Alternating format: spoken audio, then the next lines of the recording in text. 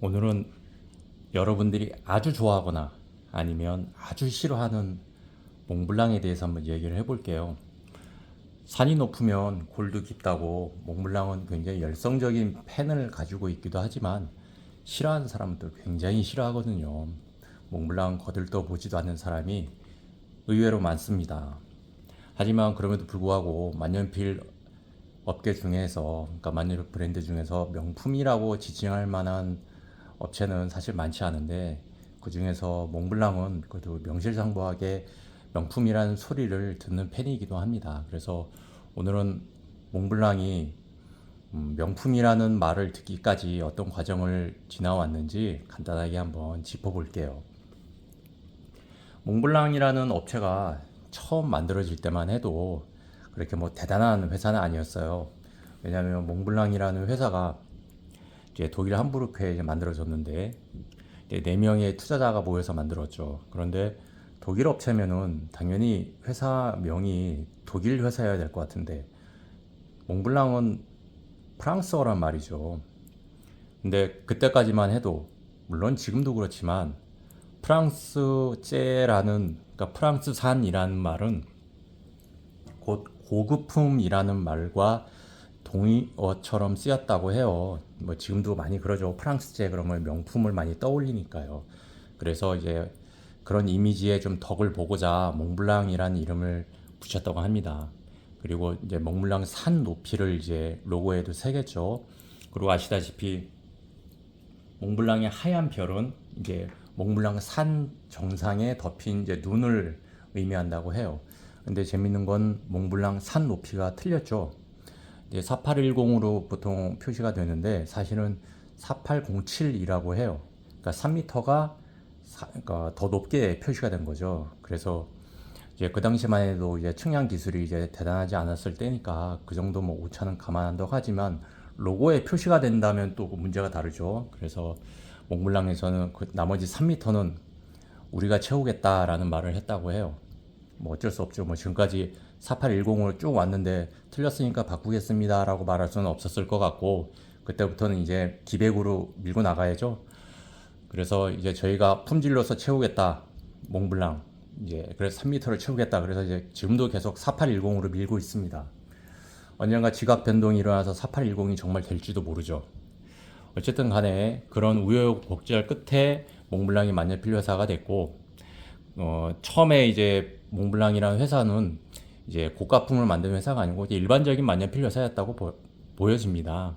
그래서 몽블랑이라는 회사가 처음으로 뭐 만년필을 만든 회사도 아니고, 그렇다고 해서 뭐 만년필 역사에 남을 만한 어떤 뭐 발명을 한 것도 아니고, 그냥 보통의 만년필 회사였던 거죠. 사람들이 쓸 수 있는 펜, 쓸만한 펜을 만들어서 파는, 그러니까 이제 영업 이익을 보고 만년필을 만드는 그런 회사였다고 보면 되겠죠. 그렇게 쭉 오다가 이제 마이스터 스틱 시리즈가 발명이 되면서 만년필 회사로서의 어떤 위상을 확고하게 사로잡은 것 같아요. 그래서 마케팅에도 굉장히 공을 많이 들여서, 제가 이전에도 얘기했지만 세계 정상들이 협정해서 이제 주로 쓰는 펜, 뭐 그런 인식이 굉장히 강해지면서 이제 고급 펜으로서 사람들한테 인식이 되는 그런 계기가 되었습니다. 그러다가 만년필 회사라는 것이 쭉 탄탄대로만 있는 것이 아니고 역시 큰 고비를 맞이하게 되는데, 그거는 역시 볼펜이죠. 그러니까 볼펜과는 어떤 면에서도 만년필은 상대가 될 수가 없어요. 만년필이라는 게 가격도 비싸고, 그 다음에 파손의 위험이 있고, 잉크가 셀 수도 있고, 그 다음에 잉크도 따로 구매를 해야 되고, 세척도 해야 되고, 보관하기도 힘들고, 또 비행기가 대중화되면서 여행도 많이 다는데, 비행기를 타고 이제 기내에 올라가면 이제 구름 위까지 올라가면은 기압이 변하잖아요. 그럼 그 당시만 해도 기압차로 인해서 잉크가 뿜어져 나오기도 하고 이런 불편함들이 많았단 말이에요.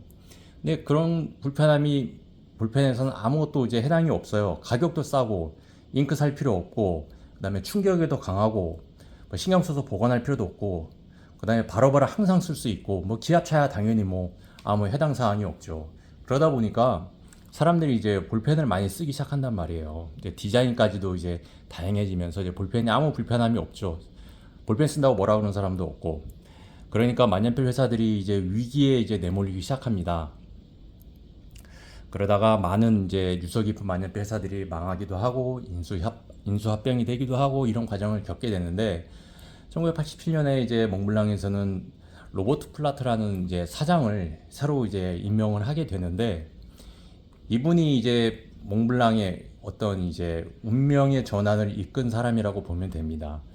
왜냐하면 그 사람이 사장으로 부임을 하면서 이제 몽블랑이 위기에 처했기 때문에 어떤 식으로 이 위기를 헤쳐나갈까 이제 당연히 고민을 했겠죠. 이제 두 가지가 있겠죠. 첫 번째는 볼펜과 가성비 대결을 하든지 아니면 두 번째는 볼펜은 도저히 가질 수 없는 어떤 것을 가지고 사람들한테 만년필의 장점을 어필을 하든지 이제 그 두 가지가 있는데 보통 사람들은 이제 능력이 없는 리더라면은 첫 번째를 많이 생각을 하게 됩니다. 더 싸게. 우리는 볼펜과 경쟁해야 돼. 볼펜이 싸니까 사람들이 사잖아. 그러니까 만년필도 더 싸져야 해. 이렇게 되면은 사람들한테 이제 희생을 강요하게 되죠. 임금은 더 낮게, 그 다음에 일은 더 많이 하라고 이제 요구하게 됩니다. 이게 능력 없는 CEO의 전형적인 거예요. 경제가 어려워. 그럼 어떻게 해야 되지? 노동자가 더 오래 일하고 임금은 더 싸게 받아야 돼. 이렇게 되면 나쁜 게 뭐냐면 그 사회 안에서 희생을 해야 되는 사람이 정해져 있고 그로 인해서 이득이 보는 사람이 따로 정해져 있다는 겁니다. 이렇게 되면은 나라가 분열이 되죠. 그리고 희생을 봐야 하는 사람은 아무리 임금이 낮아져도 일을 해야만 먹고 살 수 있는 사람, 그리고 견디다 못해 파업을 해도 언제 어디서나 쉽게 때려잡을 수 있는 그런 약한 존재들, 이런 사람이 희생양이 될 수밖에 없어요. 그에 반해서 그로 인해서 이제 그 사람들에게 고용을 함으로써 이득을 얻는 사람, 소수의 사람들은 항상 정해져 있기 마련이죠. 이렇게 되면은 사회 인심이 각박해지고 그 다음에 분열도 되고, 그리고 그것은 진정한 개혁도 아니죠. 로버트 플라트 사장은 현 시점에서 되돌아봤을 때 이제 볼펜과 경쟁하는 것은 더 이상 불가하다. 가능하지도 않고 이제 의미도 없다. 왜냐하면 사람이 만드는 만년필을 기계가 만드는 볼펜과 상대한다는 건 의미가 없거든요. 그래서 사람을 기계만큼 싸게 돌릴 수 있는 것도 아니고, 그래서 로버트 플라트 사장은 이제 발상의 전환을 가져오는 거죠. 더 고급하게 가자. 저들이 싸게 나온다면 우리는 더 고급스럽게 가자라는 생각을 하게 됩니다. 그래서 그때부터 90년대 초부터 이제 문화예술 후원자 상도 제정을 하고 후원자 시리즈라는 것도 만듭니다. 그러니까 그 시절에 문화를 후원해서 융성하게 한 사람들을 기리는 상도 만들고 그 사람들을 새겨 넣은 만년필도 만드는 거죠. 그와 더불어서 만년필을 상징할 수 있는 유명한 문학가들을 지정을 해서 한정판을 만듭니다. 그래서 뭐 알렉산드로 디마라든지 셰익스피어라든지 톨스토이, 뭐 우리가 아는 토마스 만, 뭐 굉장히 유명한 작가들을 그 사람들의 대표작들을 새겨 넣은, 그리고 사인을 새겨 넣은 한정판들을 만들기 시작하죠. 근데 이것들이 굉장히 이제 수집 욕구를 일으킨 것 같아요. 만년필이라는 게 모든 사람이 사는 게 아니잖아요. 그러니까 사는 사람이 또 사는 거예요. 그러니까 만년필을 아는 사람이 또 사고 또 사고 해야 굴러가는 시장인 거죠. 그러니까 만년필을 아는 사람은 내 돈을 지불할 만한 가치가 있는 펜을 찾는단 말이에요. 싸구려 펜을 찾는 게 아니고. 그래서 그런 사람들을 겨냥한 펜을 출시한 게 굉장히 대박을 터뜨리게 된 거죠. 그러니까 이 로버트 플라트라는 사람의 해안이 대단한 것 같아요. 생각해보면 그건 뭐 당연한 거 아니야? 나라도 그렇게 생각했을 것 같은데 라고 생각을 하잖아요. 그런데 사실은 이게 쉽지가 않습니다. 왜냐하면 사람들한테 야 우리는 고급스럽게 가야 돼 라고 말은 하기 쉬운데 그 사람들을 설득하고 그 사람들이 그 방향으로 움직이게 하는 게 사실은 굉장히 어려워요. 그러니까 직장 생활을 해보시면 알겠지만 고작 사무실에 앉아있는 그 몇 명을 통일시키는 것도 마음을 얻는 것도 굉장히 어려운 일이거든요. 그런데 모르는 수만 명의 사람들을 이끌고 한 방향으로 나아간다는 건 굉장히 어려운 일이죠. 그거는 그 사장이 굉장히 유능함을 보여주었고, 첫 번째, 두 번째는 그것이 옳은 방향이라는 것을 사람들한테 설득을 했고, 세 번째는 그것으로 성과를 내므로 해서 그 사람들의 신임을 얻었기 때문에 가능한 거예요. 그러니까 그 로버트 플라트라는 사람의 리더십이 대단한 거죠. 그러니까 이런 사람은 흔치가 않습니다. 왜냐하면 우리가 흔히 볼 수 있는 리더들은 보통 그렇게 생각을 안 하거든요. 그러니까 굉장히 편의적이고 자기 한계를 벗어나지를 못해요. 그런 사람들은. 그러니까 다른 사람들의 항상 남 탓을 하고 다른 사람들을 희생시켜서 그 과실을 쉽게 얻으려고 하고 또 그것을 또 자기 합리화를 하고 남한테 뒤집어 씌워서 위기를 벗어나려고 하고 이런 모습들을 많이 보인단 말이죠. 그런데 어떤 결과에 대해서 책임을 질 줄 아는 사람, 그러니까 우리가 보통 책임을 질 줄 아는 사람이 리더다라고 얘기하지만 진짜로 책임을 지는 사람은 거의 보기가 힘들어요. 정말.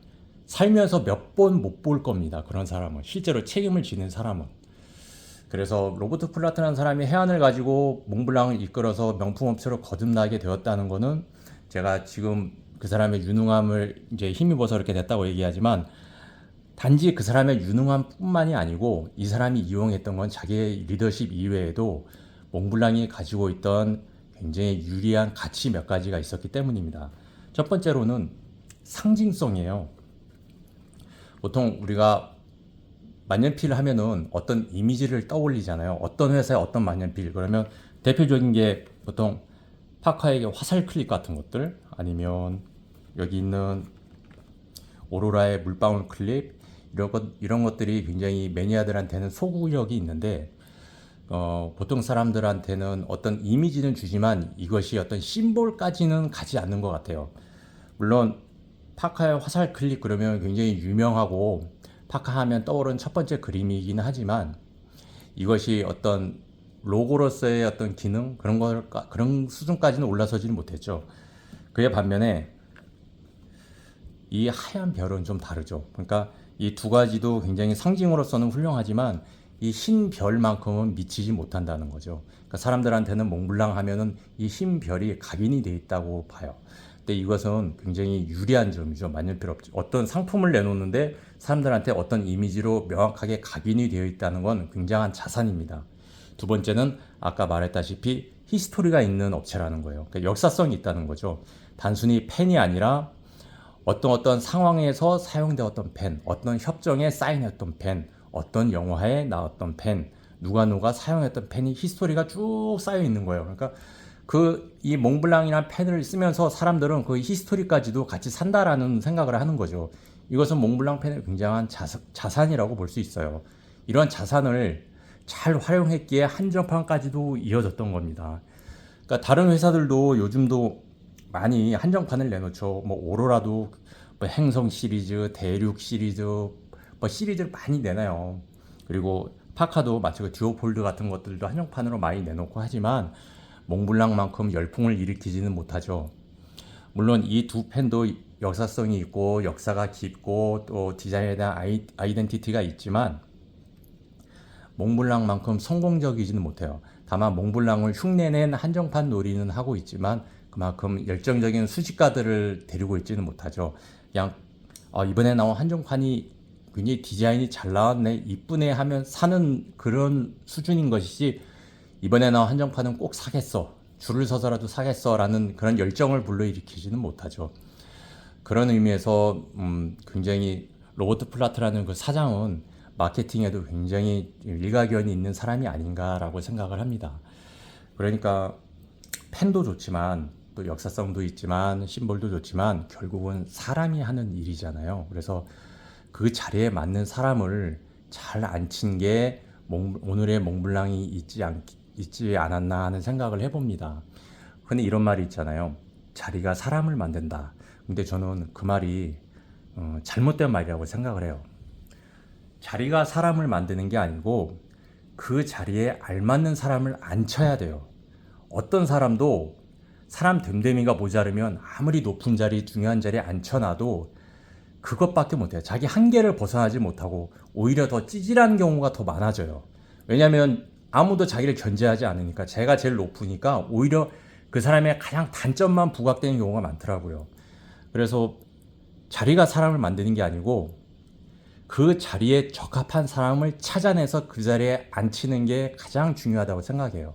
어느 조직이거나 성공하려면 반드시 그 자리에 맞는 사람을 데려다 앉혀야지만 그 조직이 성공을 한다. 인사가 만사라는 말이 여기서 다시 한번 나오는 거죠.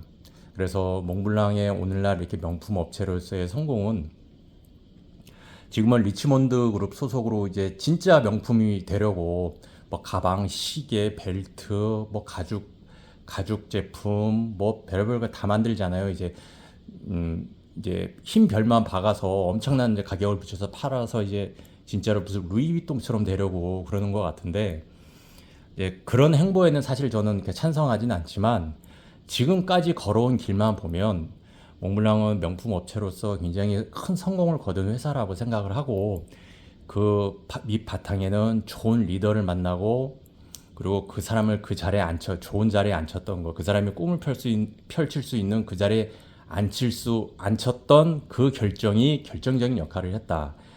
아무리 좋은 제품도 사람을 잘 만나야 명품이 되는 것이다. 제품은 좋은데 사람을 잘못 만나면 결국은 불편과 경쟁할 수밖에 없는 운명에 처하기도 하는 거죠. 그래서 역시 사람이 제일 중요하다. 오늘 그런 생각을 해봅니다.